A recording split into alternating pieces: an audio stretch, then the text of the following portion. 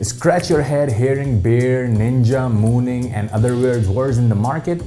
Don't worry, I'm Rizwan and I'll explain you trader slang in just 2 minutes. By the way, subtitles in your language are also available, so turn it on and enjoy it. Watch and talk like all experienced traders worldwide. Let's go!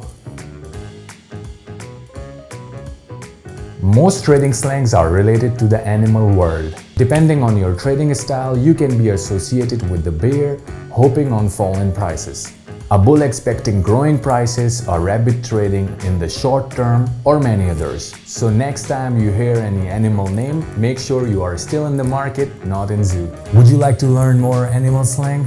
Leave a comment below and we'll tell you in the next video. Currency and currency pairs have their own nickname. The USD is called greenbacks, since the first notes were printed in green. Ninja is a name of USD JPY. Why?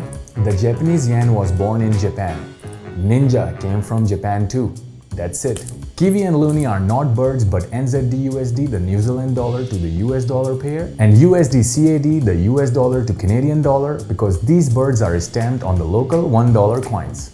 By the way, most slang for currency pair is formed historically, so don't be surprised when traders call GBP-USD a cable, because the transatlantic cable was created in the mid-19th century to do the transactions between the pound and the dollar.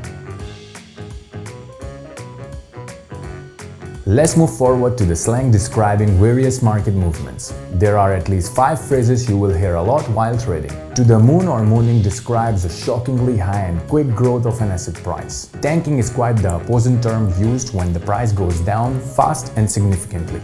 A short squeeze happens when many traders short an asset, but its price soars instead, prompting short sellers to buy it. A long squeeze is when an asset's price suddenly drops, pushing long holders to sell their assets to avoid potential losses. Did you meet a trader getting himself jigged out?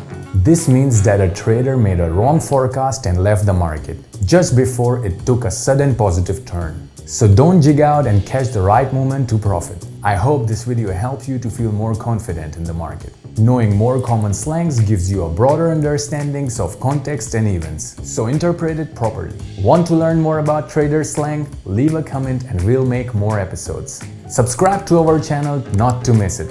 See you soon!